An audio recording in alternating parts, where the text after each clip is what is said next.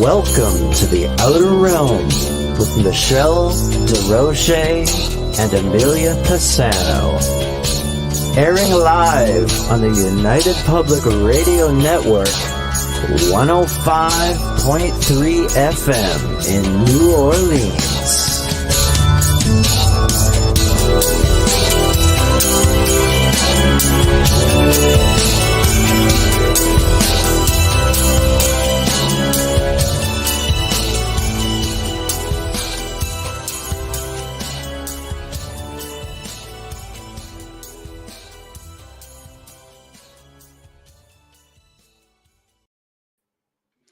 Good evening, everyone. Welcome to the Wednesday night segment of The Outer Realm. We are broadcasting live on the United Public Radio Network, UFO Paranormal Radio Network, 105.3 FM from the Gulf Coast and 107.7 FM from New Orleans.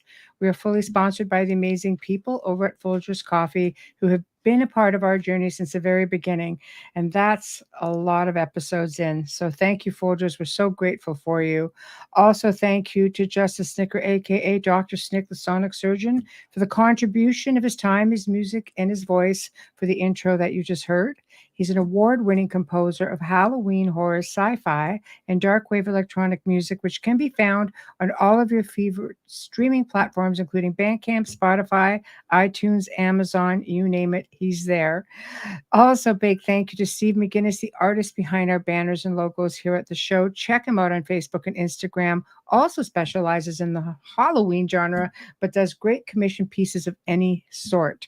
Tonight, we welcome back the return of the lovely Lynn Russell. It's been a while. She was one of our earlier guests and just phenomenal. People just loved her, so knowledgeable. She is considered the expert in near-death experiences. And she's here to talk about her newest book, Beyond NDEs, The Next Step in Near-Death Experience Research, which is going to be awesome.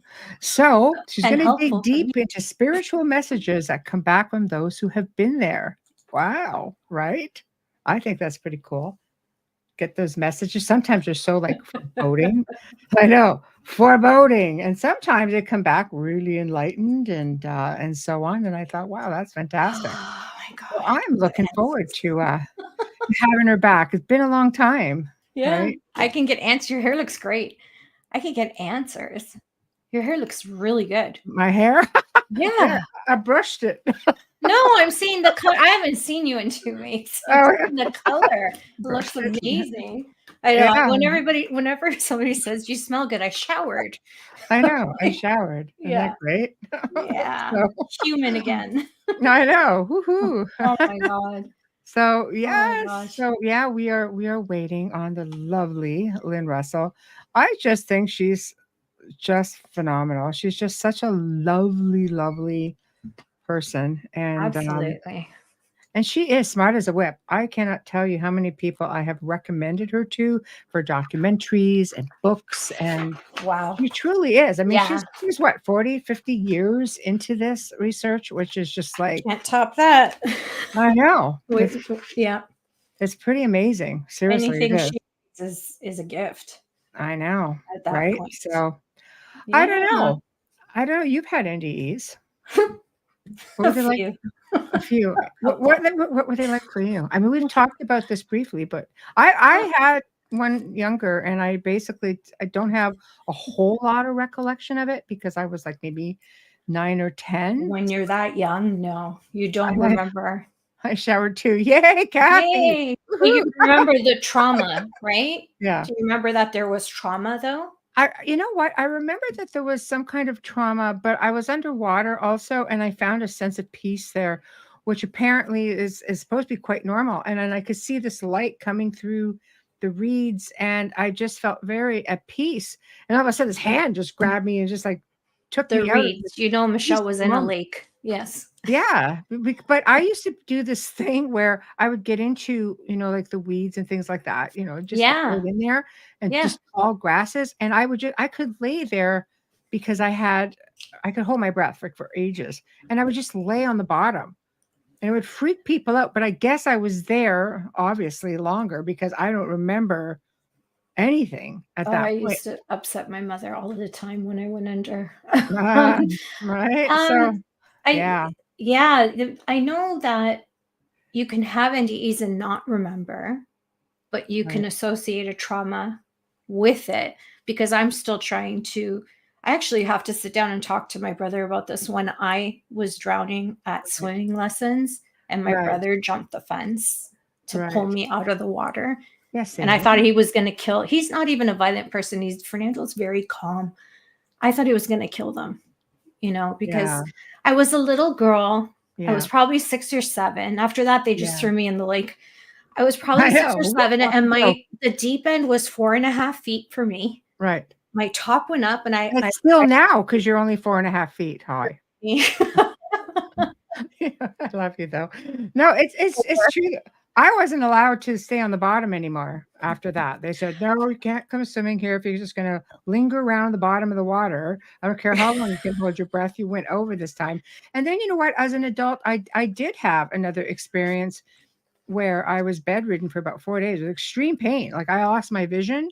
I had no oh hearing. There was my some lord. infection apparently when the Yeah. doctor came to the house. I set in behind my eyes, and I remember just drifting off. And somebody kept talking to me to say, do you want it to just stop? And I had babies. Like, no, I don't care. My head could crack open and I won't do anything. It just got very Yeah. strange. I'll have to talk about it another time. But for now, we've got our lovely guest who's just tuned Yay. in. I know. We're so Yay. excited. We're so excited. You Woohoo. tell Let we're all me fix this excited. this Here hair we go. because Amelia's got 2 cowlicks in the front of her head. And we have a lot of people. I can see people like on the different platforms. We for the record are on simultaneously on 8 different platforms, including Roku TV. Roku TV is the only one that does not have a chat room. Okay, so come on over to the Outer Realm YouTube page, and because I see you guys all hanging in there, but come on in there and join into the chat room, and we can Yeah, you see the can chat. still watch it on Roku. You Well, you just can. That's go all and you can chat. do, though. Just go and chat there. Hello. Hello, beautiful lady. How are Hi, you? How are you? I'm wonderful. Thank you. You look Oh, fabulous. do. Thanks. It's so nice to have you back on. It's Oh, been yeah. forever. I've been really looking forward to it.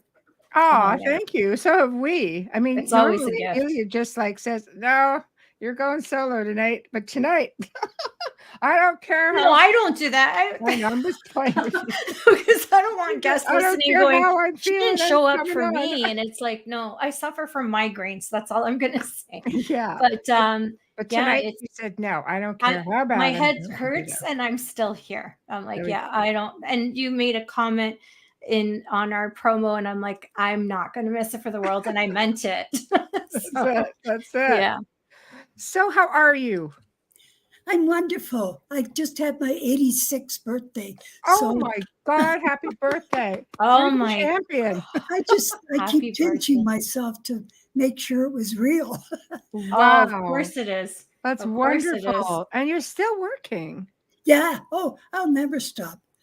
I love I that. really believe that that's what keeps you're continually going is you don't stop, Yeah, you I I know. agree. know.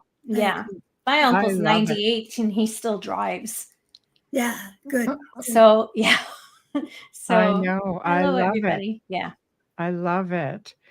We're going to do a quick recap because it's been a real long time since you've been on, and I A know you minute. have a new book that we're going to, yeah, just a hot minute, but tell everybody about yourself, your background, and how, how does one just jump into, well, I'm just going to study NDEs and this is what I'm going to do. I'm going to be an expert at it, just so you all know. So why don't you tell us a bit about your journey and your story?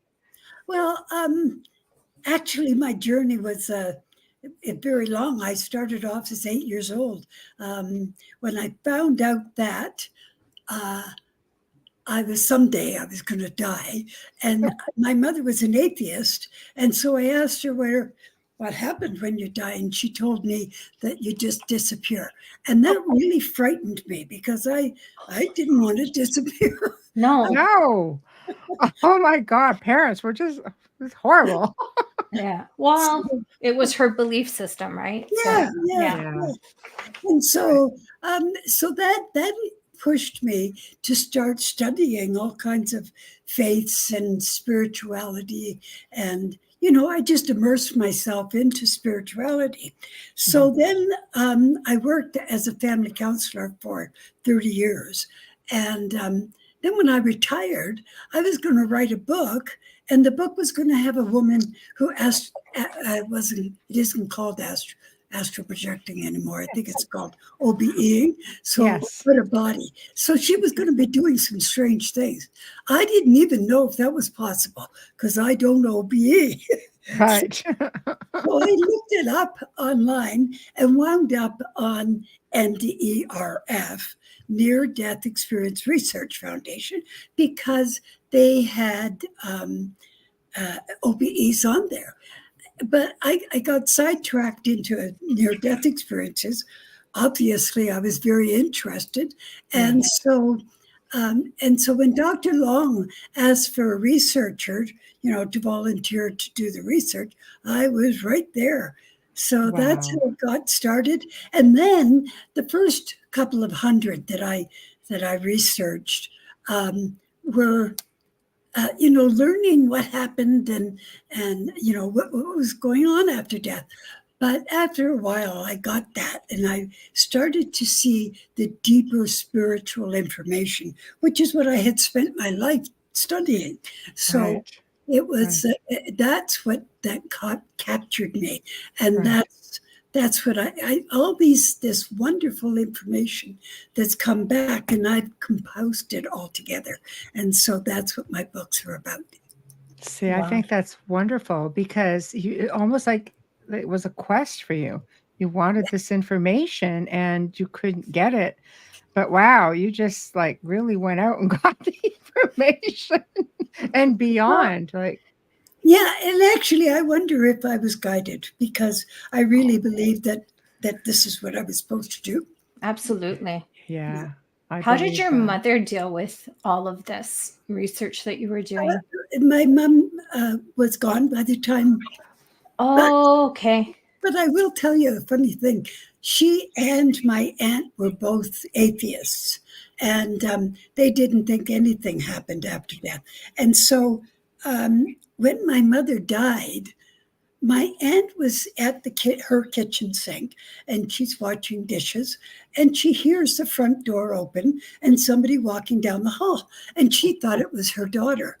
And so she turned around, and there was my mom standing there. And it was at the exact moment Mom died. Oh, my goodness. Wow. Yes. So what's fascinating about that, I think my mother was trying to give her a message. Oh, yeah, we were wrong. But did it work?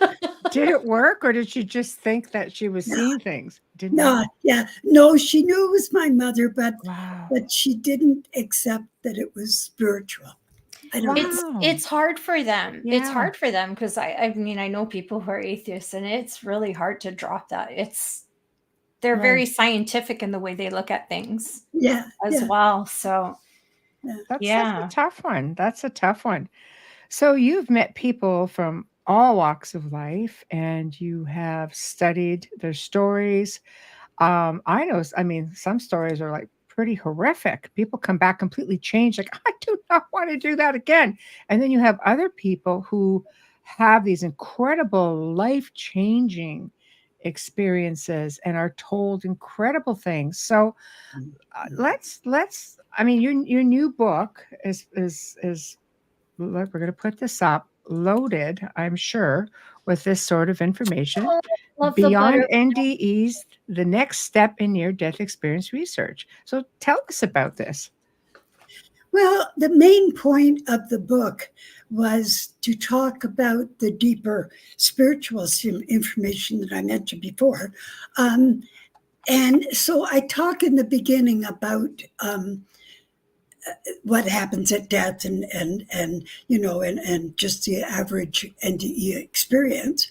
But then later I go into the deeper, that people who have had death experiences enter into the light and become the light and take part in creation. And and that we are all connected and that there is nothing but oneness. And so that's the main message of my book. Right. That's beautiful. I love So the can you butterfly. tell us about some of the, oh, sorry, Amelia, go ahead. No, it's okay. I was just going to say, I love the butterfly, the whole, meaning of transformation, but you're still here, evolving. I'm a butterfly nut anyway. Me too. Me too. Aw.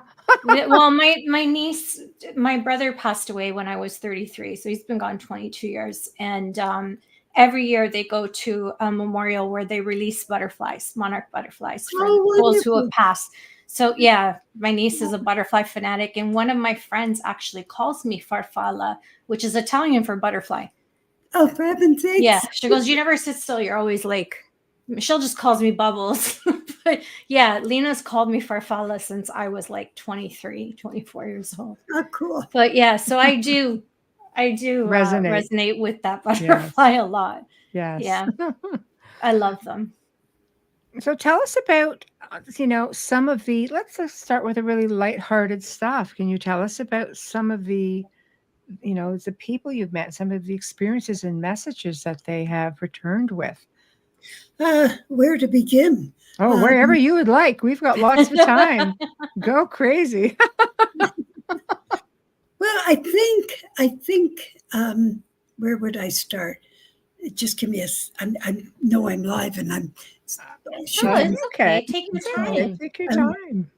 Absolutely. Well, I think probably what I want to say is that we are amazing creators and we don't recognize it. We don't see it. And that is one of the big messages in this book as well. Because when people have death experiences, there's 2 or 3 things that connect with that.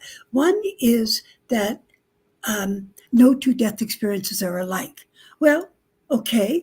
But what that means is that each one of us takes an active role in creating the death experience that we have, which is great. But what we don't recognize, and we accept that. We say, okay, that's fine. But what we don't recognize is that we do the same thing here in this life, that we are creating this life moment by moment, and we are the creator of it. And so that is so significant for people to understand that life doesn't just happen to you, and you have to pedal as fast as you possibly can to keep you up. Right. So, yeah. It's manifestation. So there are people who train people how to manifest things, and we don't think we're powerful enough to do it. So essentially what you're saying is, oh no, you're already manifesting. You're already creating. Yes, exactly. You're attracting what you put out there. You are, right? It's all about us for real. Even though we say it's not all about you. It is. Yeah. And in the same sense, some people are just natural manifestors, even from young. Yeah. That's true. I'm just saying. I didn't know I was doing it, but I mean, yeah. Right. So that's interesting. So that's one of the points. The other point is that almost every single NDE that I studied talked about being one with everything. And that was very significant because the oneness actually is one, that there is only one soul, one spirit that is creating all of this, and we are it. We are that soul. We are that creative force. And that we are creating this experience for ourselves to learn and grow and be all that we can be. So when you say one essence or one spirit, are we talking source, the creator? Are we talking the universe? Is it all one? Has anyone actually come, with all these enlightening messages that seem to come back to the fact that we are one, the law of one? This is what I always try to tell people, the law of one. It would really one energy combined, one consciousness, right? Collective consciousness. But who is, because this is what everybody asks, what is source? Who is the creator? Well, a source is energy, positive energy. Right. and the essence of source, the power within source is love. We Right. feel love as an emotion, Right. but at the spirit level, source is love, and it is the power that is creating, that is making all that we see. And that's our reality. We are love. We are, because we're source. So we are love. And we're created in love as well. Right. Yeah. So go ahead. Now, I have a question, and this is a little, because I'm always comic relief, if you remember. Is there any way we can take the negative people and throw them into the center of source? No, There's that's a lot of that right now in the world. That's why I'm curious, because it's just crazy right now. Yeah. One of the things that we need to understand about that and about how things are in the world right now is this is a little bit mind-boggling for some people. Every single thing about your life right now comes originally from thought. There's nothing that does not come from thought. Every single thing, every decision, every choice, everywhere you've ever been, except maybe when you were a child and you didn't have a choice. But everything does. So what we're seeing is a result of our choices. Yeah. And so we need, and nobody can push another person into growth. That's something that is too individual and has to come from themselves. But absolutely, if they understand that thought and their choices and their attitude towards life makes a difference, then maybe they can work on that.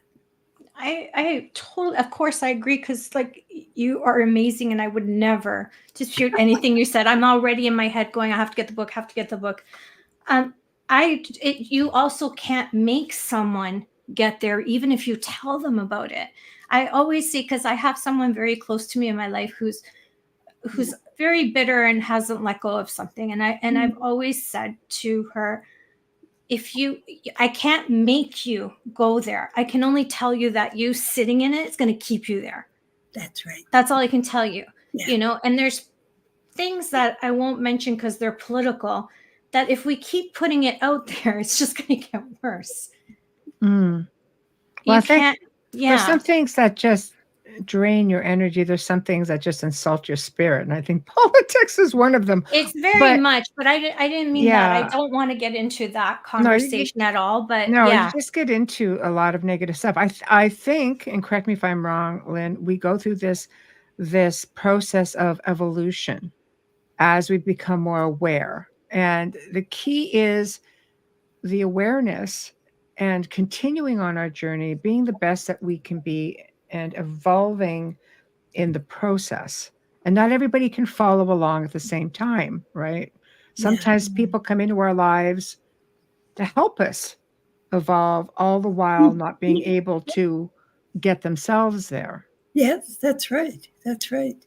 But one of the things I want to go back, just to one quick message. Take your time. Doesn't have to be quick. It's your show. That's right. It's your show. That's right. Yeah. One of the things that I did want to mention about changing our minds and things like that is that some people feel threatened by changing their mind. That means that they were wrong. And that's not the way it is, but they see that. And that's, once a person makes a decision or chooses to accept something and accepts it within themselves, no matter what it is, it becomes a part of them. And when it's threatened, they become threatened. And so, it's really, some people find it very hard to make different choices, and so, or to change their mind, because it means that they're going to have to change something within themselves. Change can be very scary. Yeah. And especially, I feel like, if I'm wrong, please tell me, the way you're raised sometimes can affect how So feel about conditioning. change, conditioning, yes. Right. Yeah. And the same with what Michelle was talking about, that we do have souls that are just starting out and evolving and don't even know what it means to be human, you know? Right. And so, and they have to learn and grow, and it's our job to guide them. I call them newbies. And I always said to Michelle, when we were together, I said, you can spot them a mile away because there is no empathy or compassion in them. They have to, you know, how many times I said, oh, that's a newbie. Or I've said it to my brother, you're a newbie. He doesn't know what I'm saying. If you're watching now, you do. But yeah, I feel like the more compassionate a person is, the more less opinionated kind of stands back and observes that they've done this a few times before. Yes, that's right. And so we have to understand that not everybody's where we are, you know, and that doesn't devaluate their soul, because their soul, it's their experience. It's what they're meant to be doing. We all have paths to follow, I believe. And you know, sometimes it's, you know, you've got the people who like to sightsee along the way. You have those who just want to get to it, get business taken care of. But then you got those that like to straggle along. And then it's almost like you forget what you're supposed to do. I think she's talking about me. No. No. I don't want to come back. I feel like I've been here 100 million times. I always say I never want to go to high school again. Yeah. But let me ask you this, Lynn. There's a lot of talk about what they would call step-ins. So souls that come along and they'll just step in to someone else. I mean, you read about it more so when people who are in comas, and then they, you know, you hear these stories where people come back and they're just like, they don't know who you are. Yeah. And there was nothing about that individual that is familiar to the family. But there's also stories out there of people, I say it's got to be a form of possession, but it's almost like people just willingly step out and you have someone else who steps in. So it's just there's a few of, I know several people that kind of story has happened to. I don't know what to make of that, because a part of me can understand it and say, yeah, okay, that's what happened. And another part of me says, okay, does that, was it really a step in or a walk in? Or was it just that was their perception? I have one woman, her name is Mila Sai, and she changed her name. She had a completely different name, and when she came back, she saw when she was dead, and you know, at the other side, she watched all the energy come out of her body and new energy come in, and she thought she became another person. So for her, she's a walk-in. So she changed her name. There's another one on Facebook. I think, I can't remember, Aria, I think is her name, and she's also feels that she's a walk-in as well. So so I know there are people out there that feel this, but I never, in all the 2,500 cases that I worked with, I never worked with one. So I don't know what to say. This is the first time I've heard of that. That is so interesting. Hi, Wayne. This is a crazy story. Yeah. Wayne says, I think that happened to me when I was 4 years of age. It was a very odd and weird day. And what the story is, because he's not on here to you know, say it himself, is that when he, on his 4-year birthday party, if I'm not mistaken, you can correct me if I'm wrong, he basically, it's like he had this epiphany, like something snapped him and he went, oh my God, I'm in a child's body. And he threw up, and he was just like he was sick. Everybody had to leave. Like he was distraught. Wow. His parents were like, but he still had that dark NDE. But that was later on in life. No, but how do we know it didn't stay there and then came out? Because the NDE was years after. Sorry, Lynn. No, sorry. Yeah, well, if that's an adult soul that's gone into a child's body, which is what it sounds like. Yes. So what happened to his child soul? So how did he live with that? Obviously, like he has the recollection of what had happened. But he's just like, he goes, I realize, oh my God, I'm in the child's soul. I'm, like, so what happened to the child's soul? Because I mean, he has this recollection, and this is obviously the soul that has stayed. And I don't have an explanation for that, except because as I say, with 2,500 cases, I never ran across it. So, his NDE was later in life was also equally as ridiculous, like on a river on a raft with a hooded figure, and I mean, I know it's a story. Let me tell you, he has said it. And I'm just like, makes me tend to wonder, because knowing him the way I know him, was an exceptionally kind and good person. I was just total service to others person. I'm like, gentle. How did you end up there?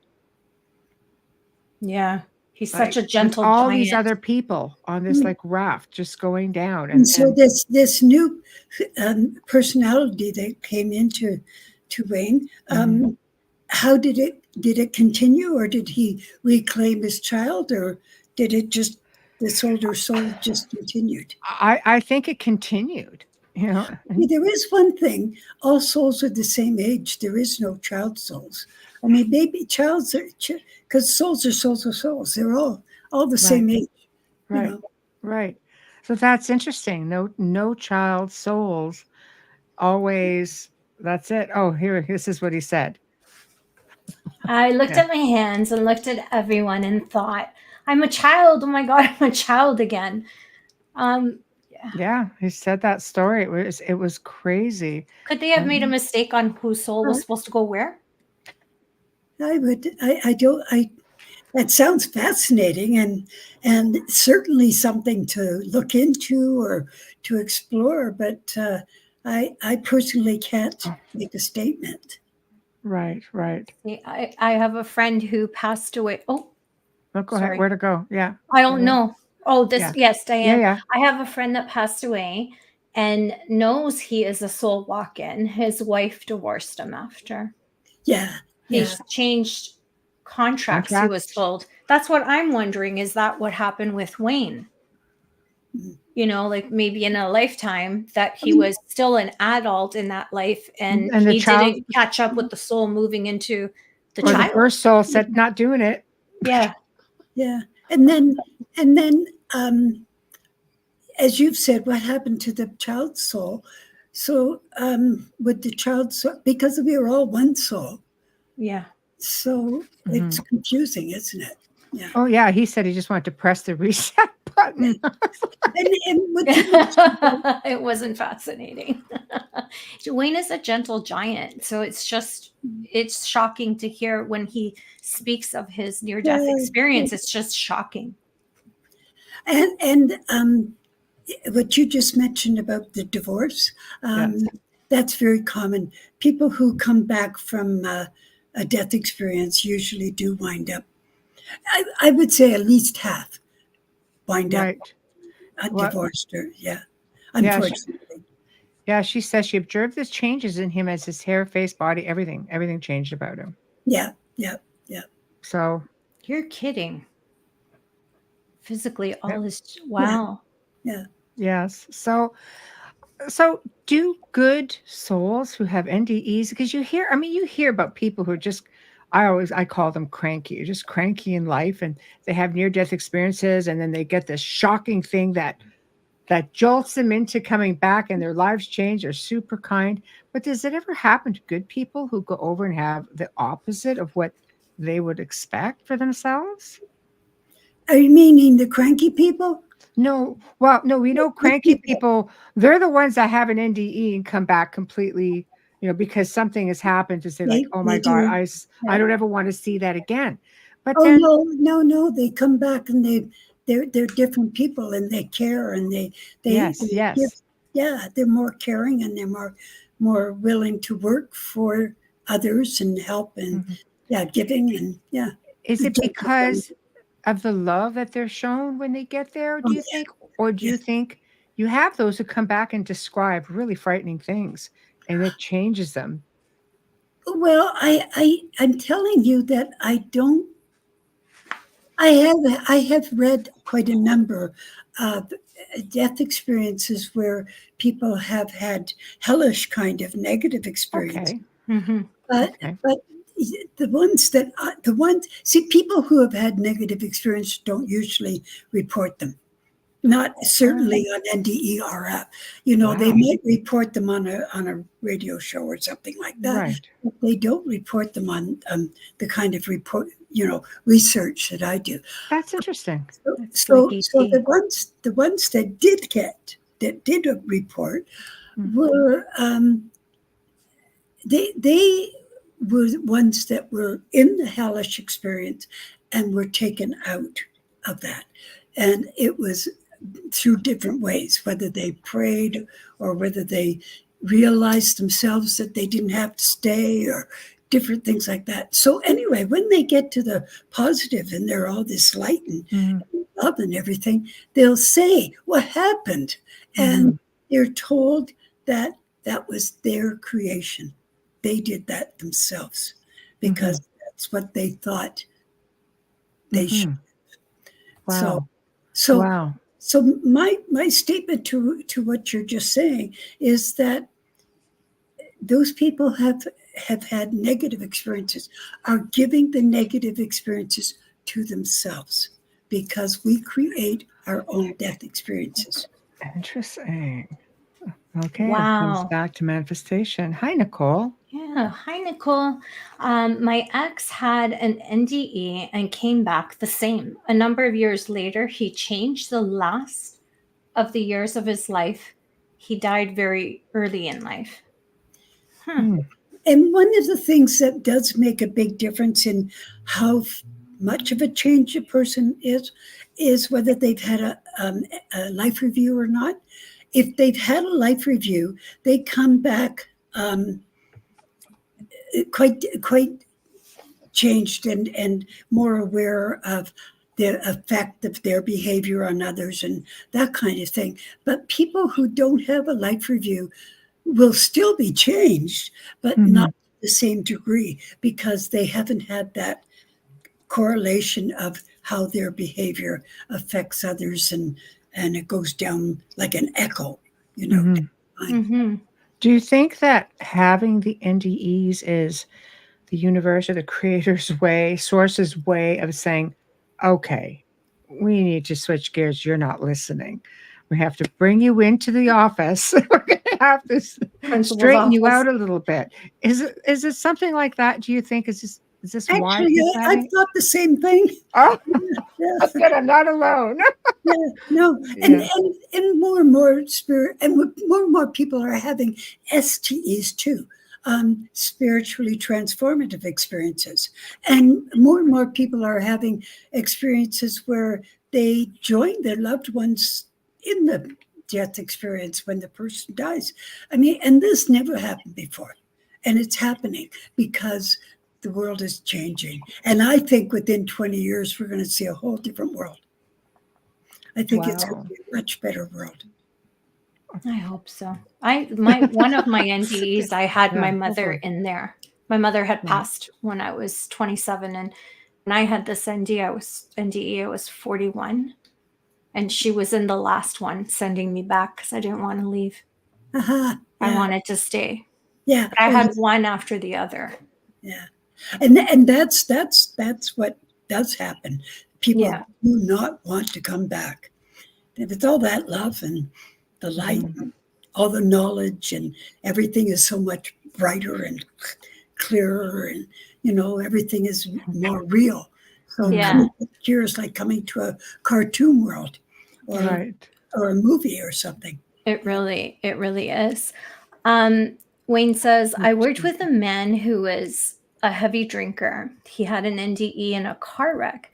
He was brought back and never spoke of it. He changed his whole life, told me that he saw things he never wanted to see again. Huh. Yeah. Okay. Oh, sorry. This print is really small today. My life beliefs changed after being transported, this is Jen talking, to a white room and shown everything I do not remember what the full message was yet. I hit hard. I may have been an NDE or an OBE. Yeah, either or. Mm. Well, I think OBEs, I mean, there are people who can do those at will. So having an out-of-body experiences, are they receiving the same type of messages, let's say, as someone who's having a near-death experience, for example? No, not usually. Okay. People who have the difference between an OBE and an NDE, for example, when it's an accident or, not when they're just sitting at the table and Right. all of a sudden, but when there's something precipitating it. An OBE stays at this level.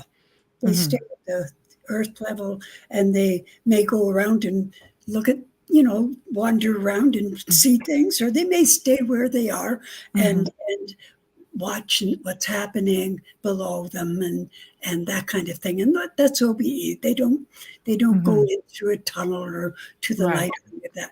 Right. The ones who do go to the light, and that's a death experience. Right. Yeah. No, absolutely. Yeah. No, I wanted to have you clarify because there are a lot of stories out there where people claim to they do have OBEs, but they do claim to meet people within the travels and come back, or souls within their travels with messages, extraterrestrial, interterrestrial, dimensional, things like that. Yeah. Okay. So yes, they do. But the soul that they meet, at least during an operation or during an accident, would be with them here. Right. So that the soul comes down here to be with them. Right. However, there are people, and I make a difference between OBEs and astral projection. I mean, it's probably the same thing, but I make the difference because OBEs, I think, are spontaneous and quick. I think that astral projection, people have taught themselves to leave their body. They go quite regularly, and those people do have near-death experiences and do learn these messages because they go on a regular basis. So it just depends on how often, I guess. Right. Wow. And the circumstances. Of course. It's a lot to take in. I mean, it's a lot to take in. The light. Not everybody sees the light. No. So again, is that, a manifestation of, are we conditioned to see the light? Therefore, we go looking for the light. Therefore, or should it just appear? Because some people apparently don't see it and allegedly kind of get stuck here and don't know what they're supposed to do. Yeah. That's true that not everybody sees the light. Yeah. And I have asked myself the same question, Michelle. And I think that the soul's advancement, how advanced the soul is, and at what level when it dies, that's the only explanation that I have. But there may be other explanations. Right. Diane. Hi, Diane. Diane says she passed away at 3 and had many astral travel experiences since. Yes, that's right. That is very common for people once they've had a near-death experience, for them to be able to leave their bodies and have astral projection or OBs. Yeah, that does happen. They find themselves back where they were. Yeah. Oh, well, I wonder, do they feel tired from all the traveling? I travel when I sleep. I'm exhausted all the time. That's what I mean. Like, are you lacking energy? Because there's some days where I've slept forever and I'm like, what is going on? I do. I know I travel and I do. And I'm tired a lot, no matter how much sleep. I see that we're getting into. I know OBEs and NDEs and related to the death experience, but I don't know them just as a OBE. Right. That's not my expertise. Right. Here's another example of. Okay. Go ahead. Sorry, I'm like, when I get the words clear, I'm gonna read it. Jen says, my OBEs have been by accident since I have been a child. This happened after being rushed to hospital days before near death, 259 heartbeats a minute. The people on dance floor stopped moving. Wow. Yeah. That's amazing. Yeah. And the learning. I always ask people when they tell me they've had a death experience or a near-death NDE, what did you learn? What was the messages, Oh, I know what I learned. Yes. Yeah. Yes. And what are the most compelling messages that you've gotten? Let's start with compelling, the ones that stand out the most to you. Well, as I've said, the ones that stand out the most to me is the fact, like some of the people enter into the light and actually become the light. The personality that they are at that point in time just melts away, and they are the light. And they create with the light. And that to me is a biggie. Like when I read those, I was, That's huge. Yeah, it must be a wonderful experience. And to know that, yes, they were in ecstasy, and they were thrilled that they were also creating with the source, and that they were the source creating. Yeah, because it's positive, it's love, so why wouldn't you like it? Yeah.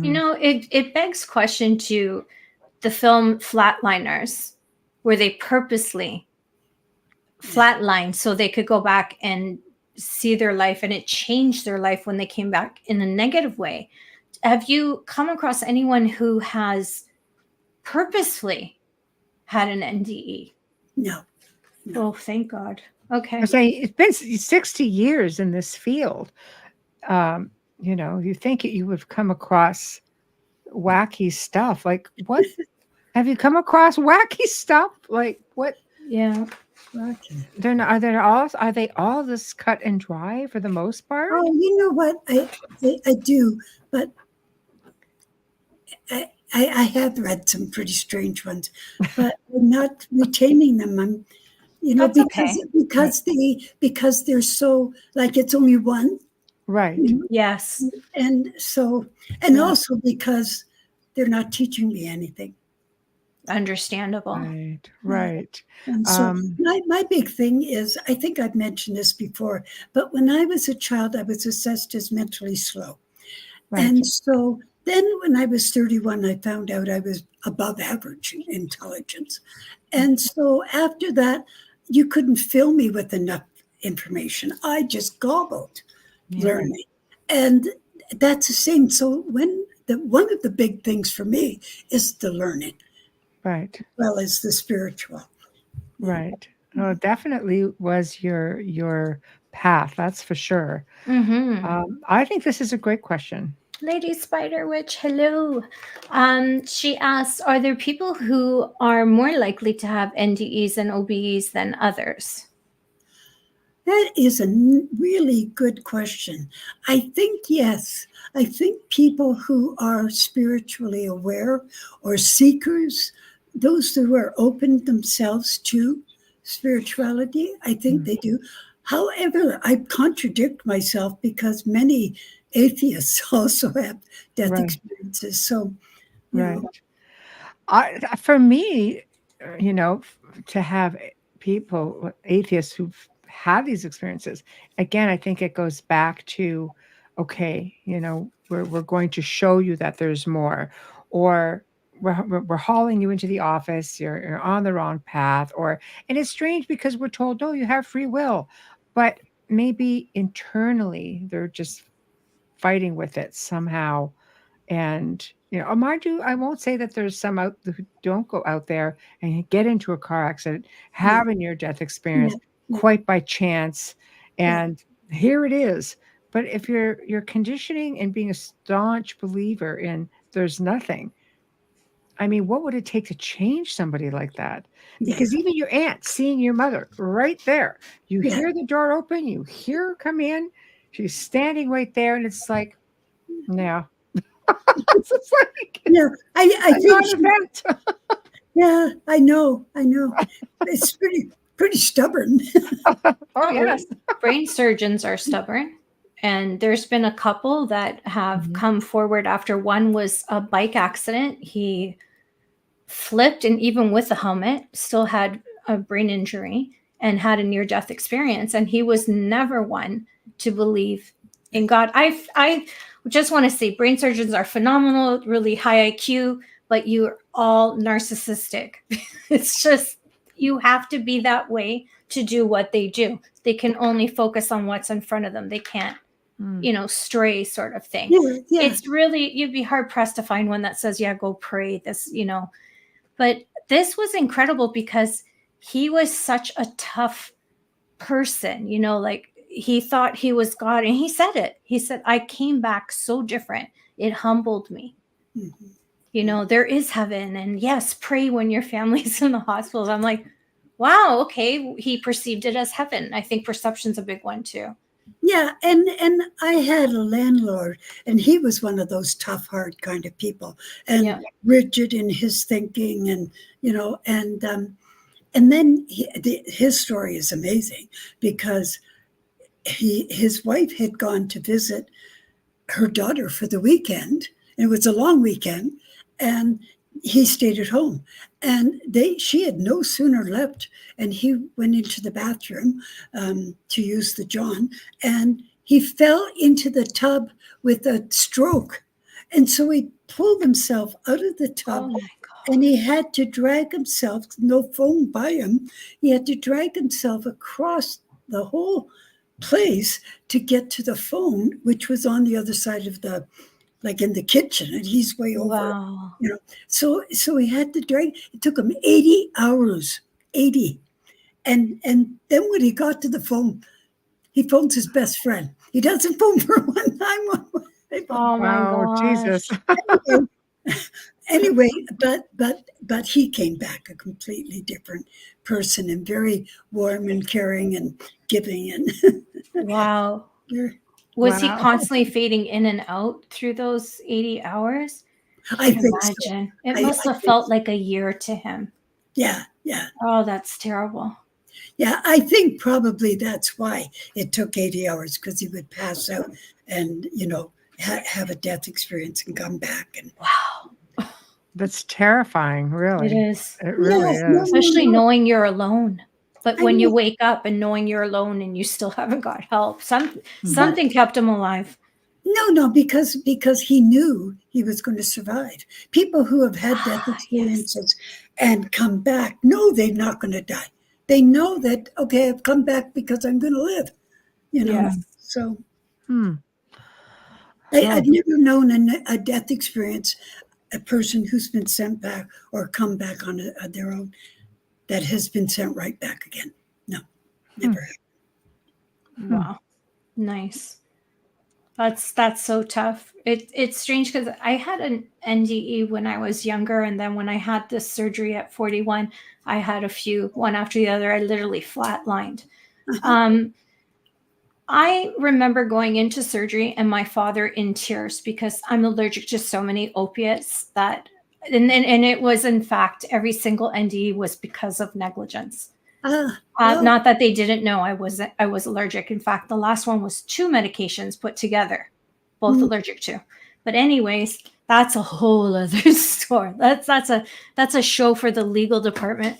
But I remember going in and saying to my dad, it's Mom's birthday. Nothing's going to happen to me. Like, I was positive that even if something happened, they'll get me, I'm right there. I'm not gonna die. And he was just sobbing. Yeah. Because the last time I went in, right? Well, because it was, you had what, 4? At that point, after that day, it was 4. Yeah. It was crazy, but I had, maybe it was a premonition for him. Maybe he knew. I don't know, but it's possible. I mean, he was very, I always say when you're really artistic, you've got that empathy and that intuition, just like everybody has it, but some people it's just stronger for them to feel something. And I was daddy's little girl, so I think that had to do with it too. But I knew I was coming out of there. I'm like, nothing's going to happen to me. I wasn't even nervous to go in. I'm like, nothing's going to happen. I'm going to be in pain when I come out, but that's it. But one of the other things that happens with people who have had death experiences is that they have some kind of psychic ability. I had that before. Yeah. And sometimes it's quite strong, and they know what other people are thinking or feeling, picking up feelings. And it's very difficult for them to go grocery shopping. So they go when nobody's around. Everything feels loud. You just read me. Honestly, I was born like my gift is naturally on my mother's side, but I do feel that awakening thing, that I was getting it's time for you to work. Yeah. You need to help people. And, because I put it aside because it upset my husband. So I put it aside for a long time. Like I literally said, I won't delve into this. I won't, because I had a priest at my house. I had incidents when I moved in here. We built this house. So I thought, it can't be haunted. Right. I didn't know. We didn't have the internet then. It was a different time. So anyways, long story short, I promised I wouldn't. When this happened, it was like floodgates. And I could not hold back. And there were people in my life that didn't even know I had abilities until I was in my 40s. And I was telling Michelle when I met her, I lost a lot of friends. Yeah. And some people don't like having these abilities, and they don't tell people they have them because, it makes them different, or it makes them strange, or somebody's going to, or that people will abuse it. They want you to read for them or that thing. Yeah. It doesn't help that my mother told me never to tell anyone because they'll think I was crazy. That was a sign of the times, though. It was. I grew up in the same way. Yeah. My great-grandmother in Italy, it would have been the 1800s, late 1800s. She was shunned by the church because she used herbs to heal. So they saw her as a witch. They labeled her a strega. So my mother had that in her head, and it's like this dark cloud, and you can't do this. And, all these years later, we're not dealing with this right now. It's 100 years. You're not going to bring it back. It's like, hello. But she passed away before this happened. But when she passed away, I was expecting my first child, whom I lost months later. And I'm convinced it was my daughter, and she was just there the year before, so that I could have the opportunity to share that moment of telling my mother I was expecting, because there's 41 years between us. And she used to say, I'll be lucky if I live long enough to see her get married. So I feel like something intervened and then said, okay, it's not time for her yet. So she has to go and come back. Yeah. So 41 years is a long time. Yeah, but there's so many things. Do you find with people who have experienced NDEs that they have synchronicities with other family members that have passed, or? Oh, yes. Yeah. Because you've got simpatico, you've got somebody there that understands you and, relate to. And that's why NDE groups, I mean, there's tons of NDE groups online and, wow. In different places. And IANDS, IANDS, that's because people are looking for other people that they can relate to. And NDERF still has their chat line, by the way. I didn't know that. Yeah. So there are people who can really understand where you've been and what you're talking about. I wish I had it then. Yeah. Yeah, one of the things that people say repeatedly over and over and over again is that there's no words to describe. They can't explain. Mm. But when you're in a group of other people, then they do know what you're talking about. Do you find that their memories come in bits and pieces with their NDEs, or do they recall everything right away, or is it like years later they'll get flashbacks and see something I think else? I've heard all of those. Okay. Yeah. Some people remember the whole thing the minute they come back, and other people, it's pieces here and there. And some people don't remember for years. And then all of a sudden, oh, I had that. Mm-hmm. Well, I think, if you can get on the right path, it sounds like a frightening experience, that you have to die to have this encounter, this experience, but you come back and it can change your life. It's just sad that you have to die to do it. It can hurt it too. Yeah, because you see death as being a bad thing, and I see death as a beautiful thing. Right. So let's talk about that.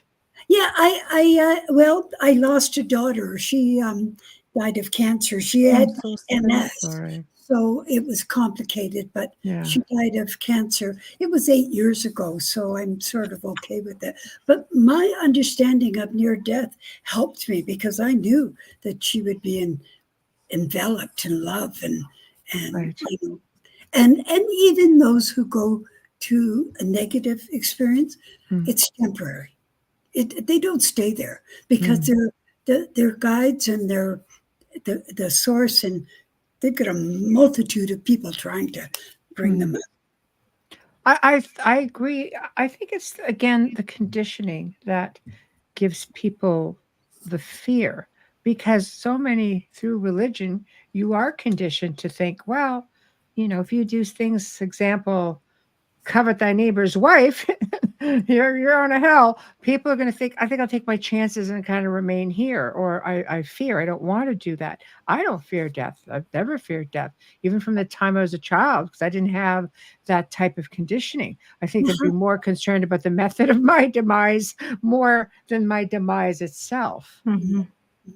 Right. So, and I've always been surrounded, I deal in malevolent things, 2 decades of working with families who have, had dark energies around them. But I have felt that, but I've always been surrounded with love.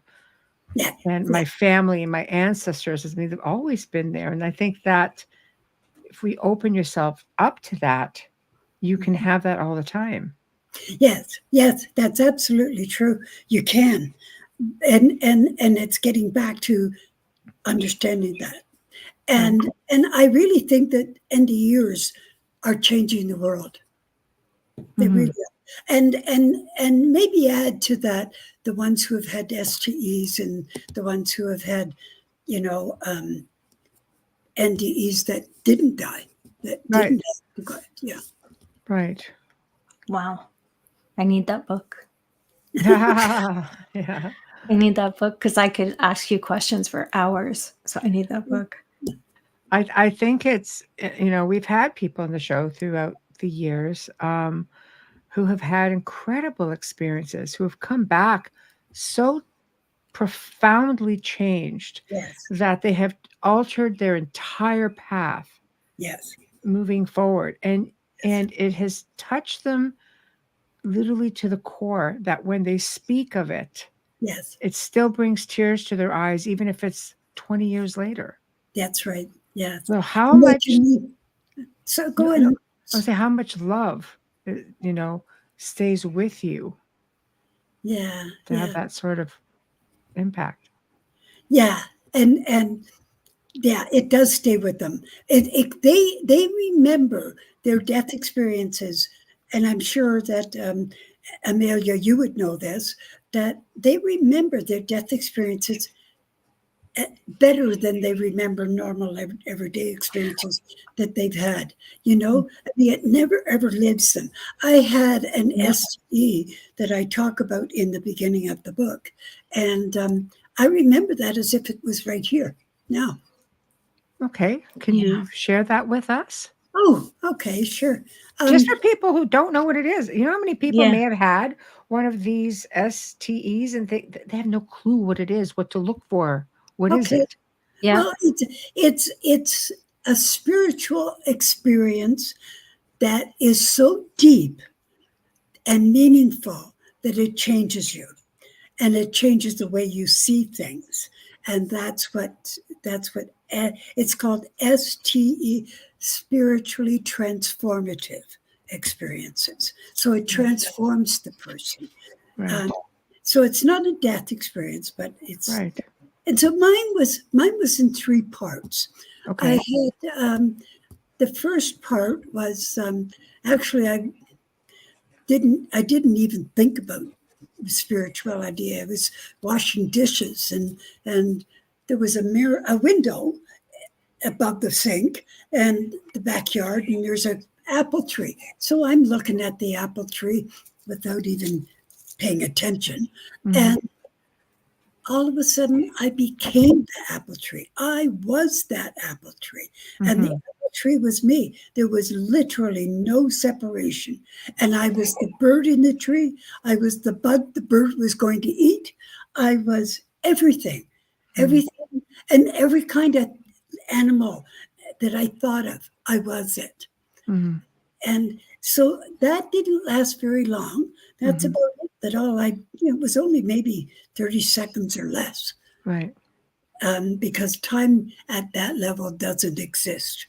Right. And so I don't know how long. I just know that it was wonderful. I thought, oh, cool. But I didn't know what cosmic consciousness. I'd never read that book or anything. So apparently that's what I had, was a cosmic conscious experience. The second experience was days later. And this time, and all of these experiences happened when the house was quiet and the kids were either at school or down for naps and things like that. So I'm washing the fingerprints off the hall walls again in the afternoon. And all of a sudden, I'm not seeing the wall anymore. I'm seeing an atom with the nuclei and the electrons going around. And then I'm seeing our solar system with the sun and the planets going around. And then that expanded to a galaxy with, the center and everything going around. And it just kept expanding from micro to macro universe. And during all of that, I was getting messages. And the messages were that this didn't just happen, that there was order and planning behind all of this. And I felt the order. I felt the planning. I felt that an intelligence behind all of it. And then I got a message saying, your being is intricately connected with the operation of the universe. And that scared me. I didn't want, It sounds like a lot of responsibility. I was going to say Exactly. Yeah. I didn't want to know that. So and that was the end of the experience. It stopped then. Oh, wow. And then a few days later, I'm in my living room and picking up toys in the afternoon. The house is quiet. And all of a sudden there was a presence in the room with me. And I could feel more love coming. Like I felt like I had this huge blanket of love wrapped around me and just pouring inside of me. And I could feel myself connected to this whatever, this entity that I couldn't see. All I could see was my living room, but something was there. Right. And I could feel myself somehow connected to it. And then I got words, and very clear words. And the words said, this is where you came from, and this is where you will return. And I knew that message wasn't just mine, it was everybody's. That that love is where we go. That's home. Mm-hmm. That's Beautiful. lovely. No, that's lovely. When my uncle passed, he believed very strongly, much in like a lot of the things that you're saying. You know, that he would get messages, and he ended up with cancer, so he had more time to think about it. He was also very gifted. I mean, his entire life he used those abilities, and in communicating with him after he passed, I said, "Is it everything that you thought it would be?" He said, "It's more." Mhm. He goes, "It's soul energy." He goes, "There's so many lights." He said, "It's beautiful." Mm. And I found a lot of peace in that, because Yes. I know in the end days, even though he knew all of this, and I think most people who have any sort of ability will sense that connection to Mhm. something greater. And he knew it his whole life, but upon knowing he was going to pass, Mhm. Mhm. you know, because he developed dementia probably in the last month of his life. Yeah. But up until that point, he Mhm. always knew it, Mhm. and yet he feared it in the end. Oh, oh, He had a fear of passing. He didn't want to pass, right. you I know. wonder if that was his dementia, though. Well, no, Well, he came to me when he was still coherent, and Oh, okay. yeah, Sorry. and he asked to communicate with my grandfather. Mm, He could do this himself. He goes, "I want to talk to my father. I want to see yeah, what I can do to save my life." I was like, yeah, yeah. "I'm stepping out." Oh, wow. Sorry, Lynn, go ahead. I think that there's an inborn fear of death. I think we're born Right. fearful of death. Mm. I mean, some people do want to die, but most people It's and most instinct. animals. I mean, I think all life strives to be alive. Right. Right. That will make sense, right? Yeah. I Well, would you agree. It's instinctive. Sorry, Amelia. no, don't apologize. Oh my gosh, no. I was just going to say we always I do get this question a lot. I'm sure Michelle has, and I'm positive you have, but for everyone, because I've just come to the realization why we can speak with our loved ones who have passed when we know that they more than likely came back as, reincarnate, or Mm, well, I hope so, if that's what they want. But people always say to me, well, if they're it reincarnated, how can they continue to talk? But it makes so much sense the way you explain it, that we're all connected to source, so they can still communicate. yeah, That soul can still communicate with you. exactly. Like Yep. literally 55 years old, just figured that out. Yeah. And I've been talking to dead people since I was a kid. Yeah. Yeah, and I think Actually, it's conditioning too for me, because growing yeah, up Roman Catholic, it was heaven or hell. There was no in between. yeah, There is, but I yeah, think we're living it. yeah. Mm. Wow. So if being here is a manifestation of, it is what we make it. Mhm. I don't know. Is this like a schoolroom? Are we going through a certain type of schooling, education? We're here to learn. Is this, and we get hauled into the principal's office every now and then just to get us on the right path with through NDEs. Hmm. You Well, know, I actually think that that as we've talked about these new souls, and I Mhm. think that the new souls learn and grow and learn and grow and learn and grow throughout all of the different lifetimes.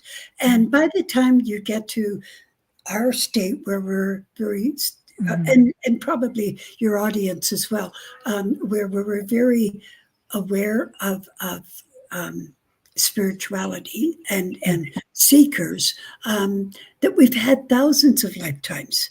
And Mhm. so, yes, it is a learning experience, but really what it is growing back to the source. And that's the bottom line, is getting back to where we were and Mhm. get home. But it takes the steps, and the same with karma. People talk about karma as if it's a Let's punishment. let's talk about karma. It's not Yeah, always bad. Karma is nothing more than moving on to a next grade and the next grade. And just like at school, you finish this, you move on to the next. And if you didn't quite learn all that you're supposed to learn in that grade, then you just, keep learning. There is no punishment. There is no negative about karma. And that's scary to think, because now you're going to have people running out there, running amok, thinking, I'm free. I don't even have to worry about it coming back. So the law of karma doesn't exist. You don't have to worry about coming back. Oh, yeah. They have to learn and grow and get to the point where they can, they can go to the light and they're finished. Make the right choices. I don't believe in luck. And I think I get a lot of slack from that. I believe in there's good luck, there's bad luck. I believe in you make a choice and you end up where you end up. Actually. Thank you. Yeah. Because I'm getting sick and tired of people saying you're lucky because of this or you're unlucky because of that. It's got nothing to do with luck. And another thing that bothers me is when people say everything's for a reason. No, not everything is for a reason. There are accidents and things happen that weren't supposed to happen because I'm guilty of that. Everything happens for a reason. There's got to be a reason.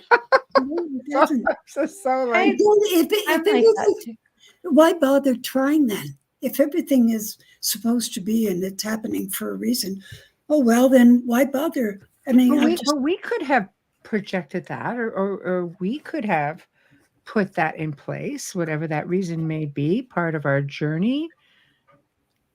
No? Now we're talking soul contracts. It's a little different from an NDE. We are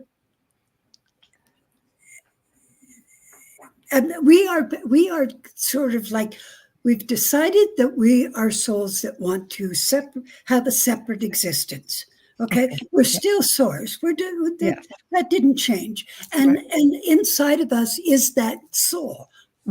Soul is us inside. Soul is what goes to work and makes meals and the driver. It is, and it's what keeps your heart going and your blood pumping and all of that kind of stuff. All those automatic stuff that happen inside. So soul is what we are.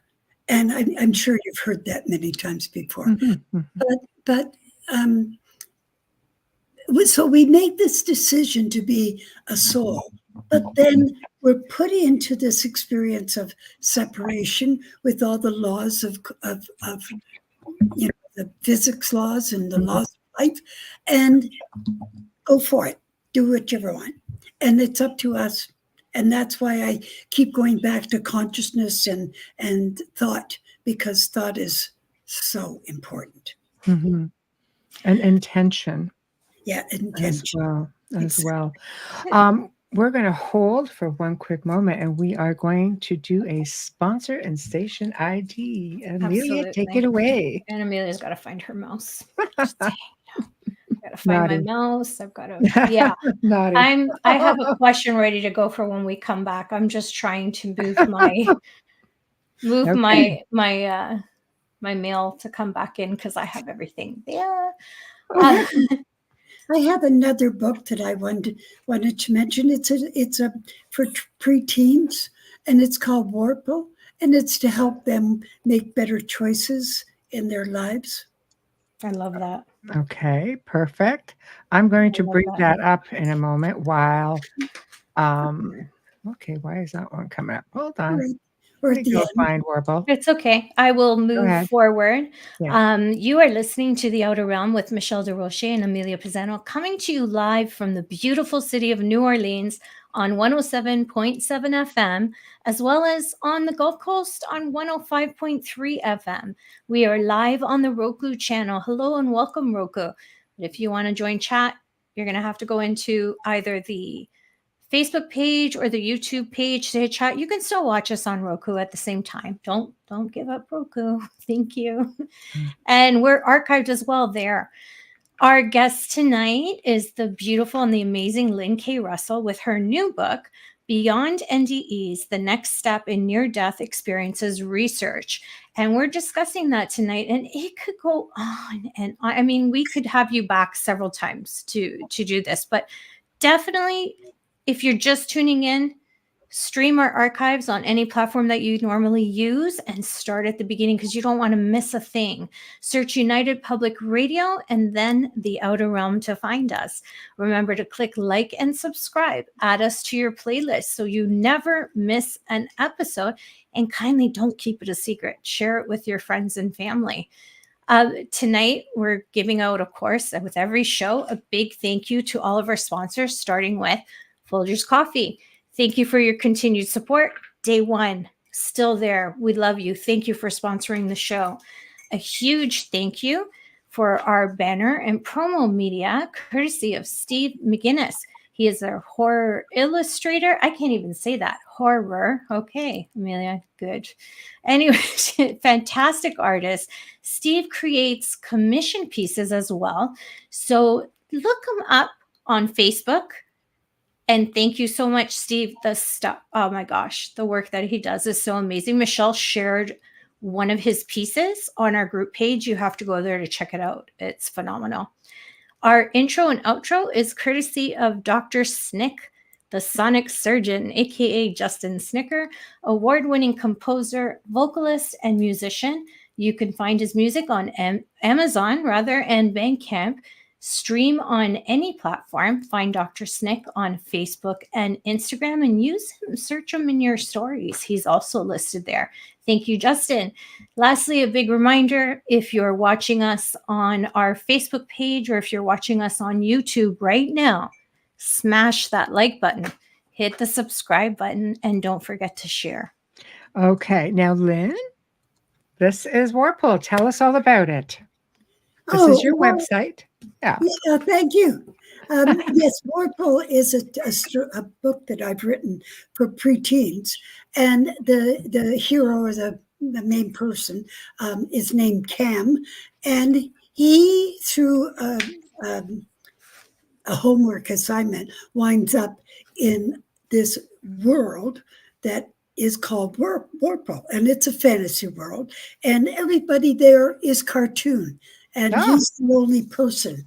So, and he learns these creatures and characters that are in Warpole are warm, fuzzy, lovely little things. And they teach him life lessons.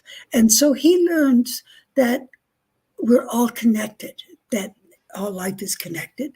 He learns that anger bounces back at you. So be careful when you're angry.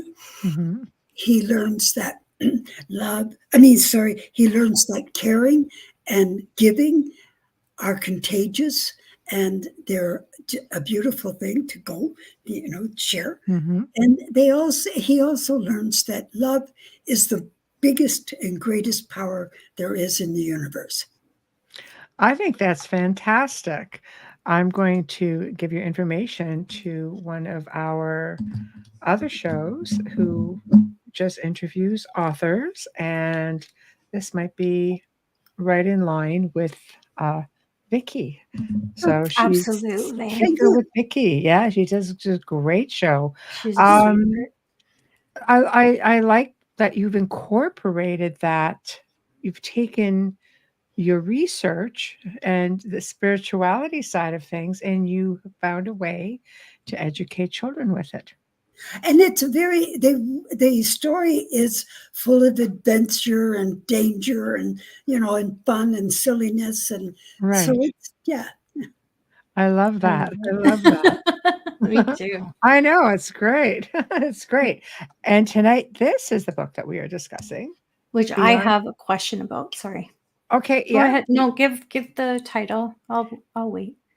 Beyond NDEs, the next step in near-death experience research. And I like to just, to show it, but I also like to say it because we have a lot a lot of audio listeners as well. So this just keeps them in mind. This is why we like to read out comments and so on. So guys, if you have questions or comments, please feel free to put them up there. So Amelia, take it away. I was just going to ask you, we were talking about positivity with source, and I was saying how we should throw negative people into source and kind of wash them. What happens to people who have sold their soul if we're one? Sold their souls? Yeah. Oh, well, this is what people... You know what? It's not possible. Make pacts, I guess. That is not... And the reason why it's not possible is because we are source. How can you sell source? That's what I'm wondering, because you often hear that with, like Michelle was saying, where you make pacts with the dark side, which we have seen. Well, and people do. But that's an illusion. And that's as much an illusion as this experience is, this life. So they hold themselves back in doing that. Again, you're saying... Well, maybe it's just part of their learning too. Maybe they need to learn that lesson. So what would be the difference then between, let's say, source and creator? It isn't. There isn't. Just different words. Okay. The source is creator. The source is God and Allah and whatever, and Brahman and, whatever word you want to call it. Right. Yeah. Okay, because this is just questions that we see a lot that come up in the chat room. Who's a creator? Who's a creator? What's source? What's the difference? Yeah, there's no difference. Source is creator. And I use source and many others, and sometimes I use positive energy force.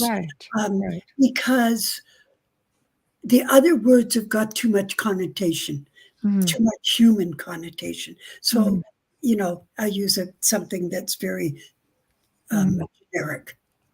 So I will pose this question because, again, we have a lot of people who come on, talk about their experiences, not just with NDEs, but with many things. And it's our job to research a lot of stuff when people come on. What do you make of people who say they've had experiences during an NDE? Some people say, well, I went into a right room. Now that seems to be pretty standard. However, some people say, well, I encountered extraterrestrial beings or I encountered angelic beings. Some people say, no, I was just pretty much alone. So how often does that happen? And what's that all about? Well, each one has their own experience. Okay. So, and some people see sparks of light and look at them, or become aware that they are also light. So it's just a part of that learning, but it's also the creation. You know what? I think that in reality, there is no light. I know I'm making a big statement there. Whoa. You live dangerously, Lynn. Go for it. Well, the reason why is we see light when we go there, and that's beautiful, and it is an energy, and that's also true. So light is energy is light. So but why I say that is because we are inside that light right now. We never left. We are the light. We are the source, and because of that, what we're really seeing is our production of how we envision source. It's almost like you're suggesting that maybe this is a simulation that we've created for ourselves. Well, are we having a Star Trek moment? Yeah, not exactly, because we are so connected and attached to this life and being human that we can't imagine that we are that source. It's very, very, like, we can talk about it, but it's like, oh, that lady's off. Right. You're in good company.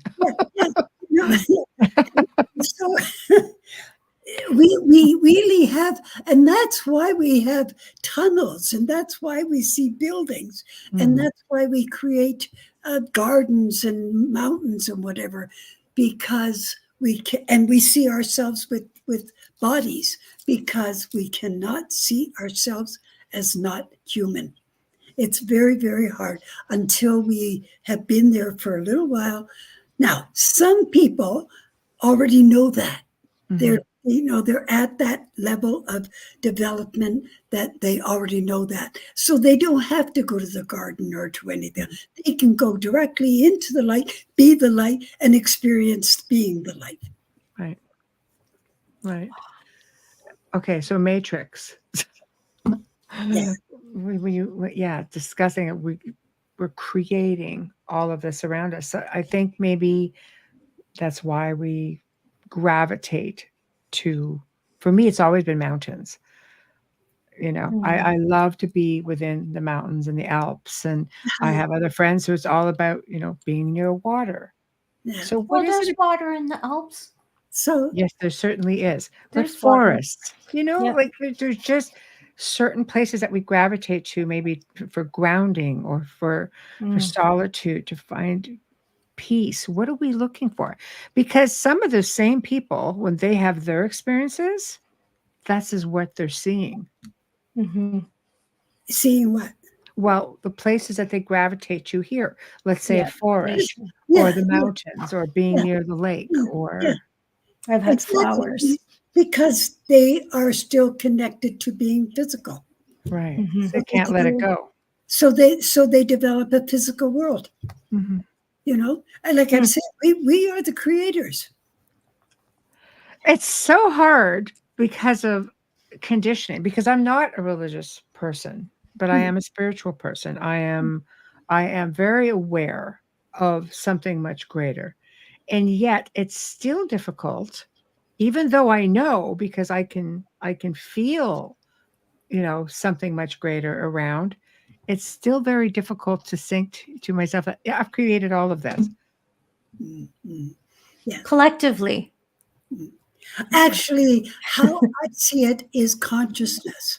I see that actually everything is consciousness. Right. Okay. How do we explain then remote viewing, where a remote viewer can take themselves and put themselves, I guess that's OBE then?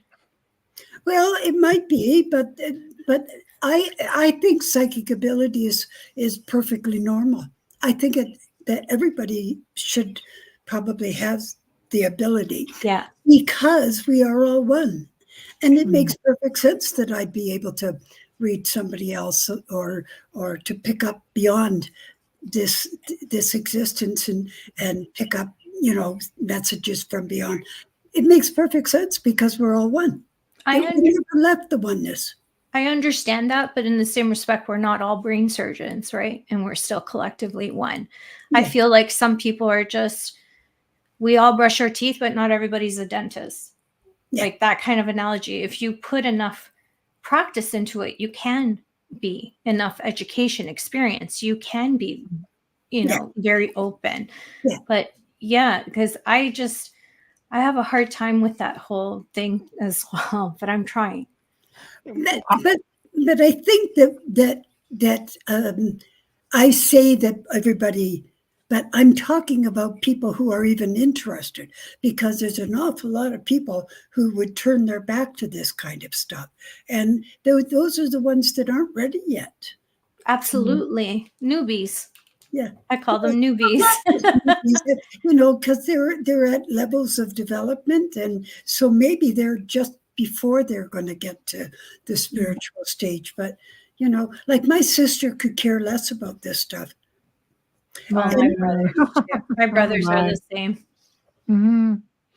I totally forgot where I was going to go with that. That's my life. No, that's all right. You did that. It comes.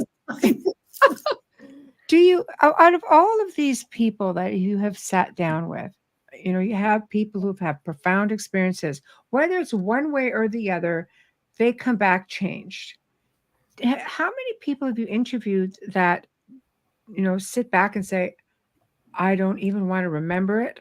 I will document it, but I just want to go on with my life like it wasn't nothing. Never. Wow. Those are pretty amazing. I need to correct something. Okay. I have interviewed people. Okay. But my research was done through NDERF, and what happened was that people would send their reports to NDERF, and then I would, and there's a big, huge, like they would tell the story, and then after the story, there's a huge questionnaire, and I would take the information from the questionnaire and tear it apart. And so it would be like how many people had saw the light, how many people had enhanced hearing, or the telepathy and things like that. Okay. So I broke it all up, and then Dr. Long used it in the information that I did with his book, Evidence of the Afterlife. When I was doing the research, and as I was telling you, I was seeing the spiritual information. I was so enthralled that after the research was finished, I kept going. And I have contacted quite a few of those people, and I've talked to them, but I didn't interview anybody. Okay. I feel like you should have your own documentary. Or your own radio show. No, thanks. No. Too much work, and I'm still busy writing. I have right after this that I'm redoing, because I've learned and grown more since the original book, The Wonder of You. I'm sort of adding a little bit to it, and then it'll come back out again. So it's not out right now. And then the next book is going to be The Star of Consciousness, because I really believe that's the bottom line. And what it is that 5 elements, 5 like a star, that are scientific information that show that we are spiritual. All of the scientific stuff that shows we are spiritual beings. I like that. I definitely have a great understanding of the collective consciousness because I've toyed with it. I've said it a few times on the show where, I mean, I do a lot of energy planetary stuff too, where the consciousness comes in to play.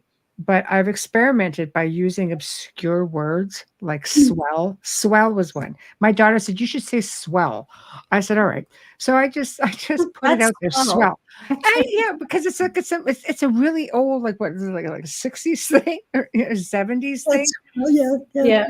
And all of a sudden, I just started seeing it and hearing it more. I'm like, that is craziness. So then I would do it again with some other obscure word, or sometimes it's a song. I would just put a song in my head that, you haven't heard in a long time. And all of a sudden I start hearing it everywhere. Yeah.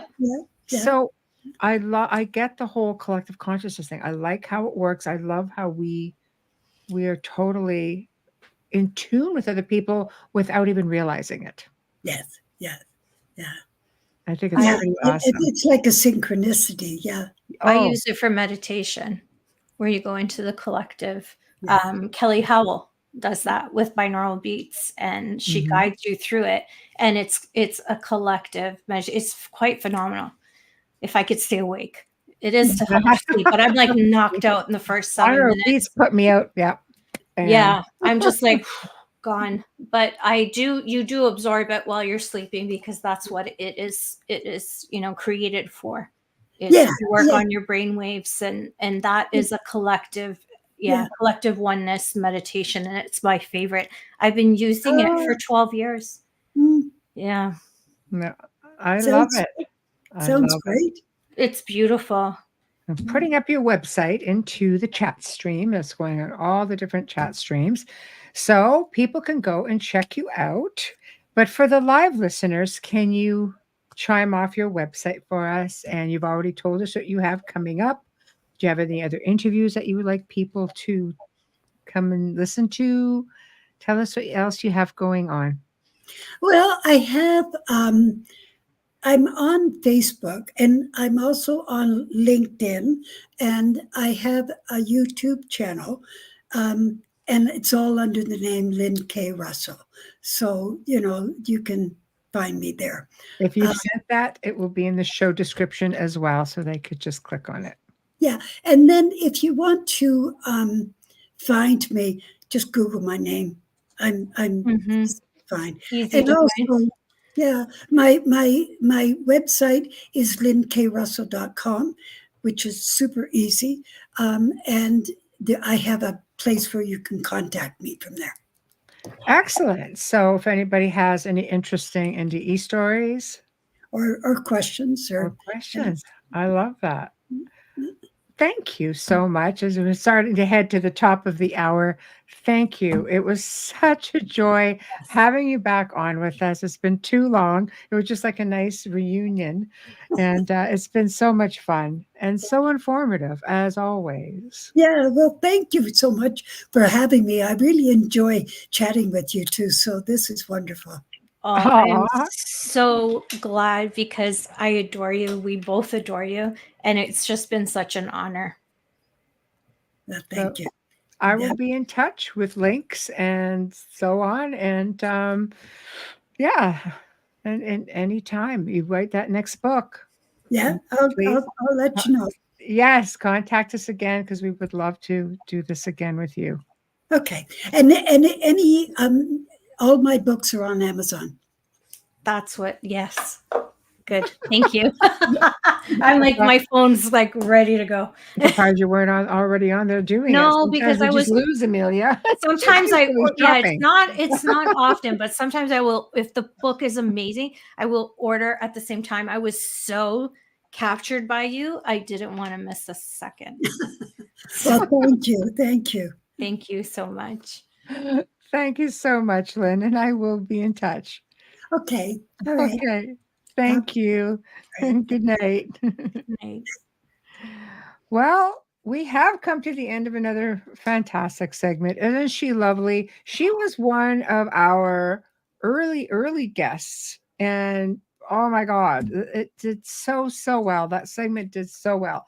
And unfortunately, when one of our main YouTube channels, being the network, not us, because we're good kids, got taken down during a certain time in the last couple of years, 3 years, we lost about 150 of our archives, and hers was one of them. Yeah. So I'm really thrilled that we were able to get her back on. And I think we may have to start bringing some of those guests back as reunion segments because, boy, there was a lot of good ones. But all of you guys in chat always make this so much better. We just so enjoy having you participate in everything. So thank you. Tomorrow night's going to be a good one. Both of our guests tonight contacted, me and said, "Hey, this might be fun." But what's going to make it really fun for our next guest is it's a twofer. It's a two-parter. I know. So Father Sean Whittington, many of you guys are going to know him from the hit TV show Eli Roth Presents the Legion of Exorcists on the Travel Channel. And he also hosts his own podcast show called Sean Whittington's Paranormal Ministry, which will be this Friday at 5 p.m. Eastern Time. So he's doing our show tomorrow night. We're doing his show on the Friday at 5 p.m. So you'll have to just check it out. And we've been tagged in it. So if you go onto our Facebook pages or private pages, you should be able to just link on and go check him out, or just look up, Sean Whittington's Paranormal Mystery. And there we will be. So you kind of get like a, extra dose of Michelle and Amelia. Poor souls, you. It doesn't make you sick. I know. I know. You lucky people, you. But anyway, guys, thank you for tuning in. I hope you have a fantastic day tomorrow, and we will see you tomorrow night right back here in chat. So we leave you with that, and good night.